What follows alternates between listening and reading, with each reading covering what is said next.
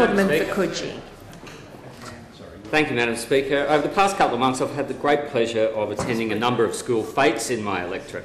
I'm sure that every member of this House will remember fondly the sense of anticipation and excitement they felt with the approach of the annual fete back in their own school days. And so it was for me. At the fetes held in my school, my mother was part of the organising committee. So the lead up to the fete was a long one. And my father manned the fairy floss machine. So he'd hire the machine the day before, go down into the garage the night before, practice his technique at swirling the floss, his efforts witnessed and rapidly consumed by an array of expectant neighbourhood kids. So it was with these fond memories that I went along to the Bronte Public School fete in August. It was huge. In the time I was there, I witnessed hundreds and hundreds of students and their parents pour into the school grounds, but importantly, so many locals who normally have no other contact with the school. Clearly, Bronte Public School ticked all the boxes when it comes to event management, and Principal Kelly Patton and her team of volunteers would have been very, very pleased with the outcome of the fete as they raised a massive $100,000. That's indeed. Waverley Public School held its fete in September, and I had the pleasure of opening the fete, and I believe there was a lot, believe me, there was a lot going on that day, and as expected, a lot of coordination was involved.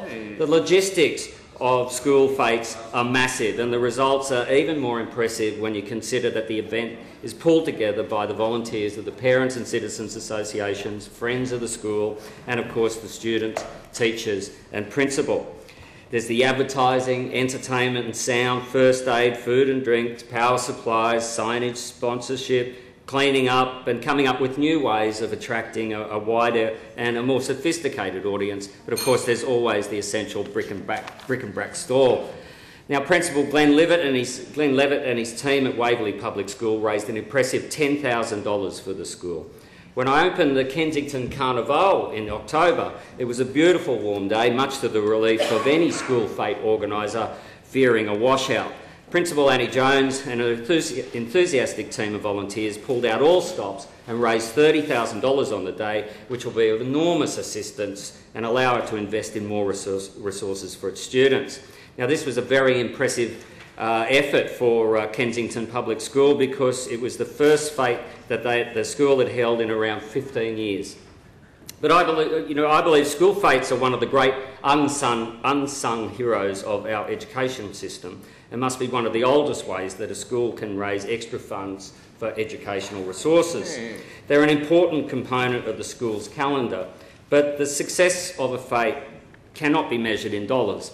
School fetes bring together the entire school community to work together in a positive way for a common cause. They're a great way of bringing together the wider local community together with that of the school, helping to forge stronger ties and a stronger neighbourhood.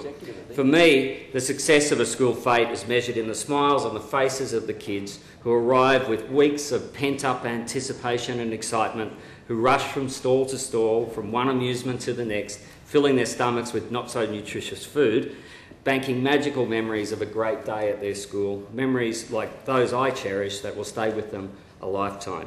So as a member of Coogee, I'm very proud to visit the many schools in my electorate, especially on their fete day, and assisting and furthering the educational opportunities for all our young people.